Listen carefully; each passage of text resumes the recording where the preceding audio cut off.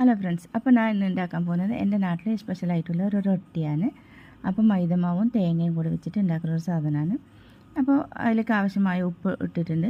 ഇതിലേക്ക് ഇനി തേങ്ങയും ഉള്ളിയും പച്ചമുളകും കറിവേപ്പിലയും ഒക്കെ ചെറുങ്ങനെ മുറിച്ചിട്ട് അതും കൂടി ഇട്ടിട്ട് നമുക്കിതിനെ നല്ലവണ്ണം കുഴച്ചെടുക്കാം.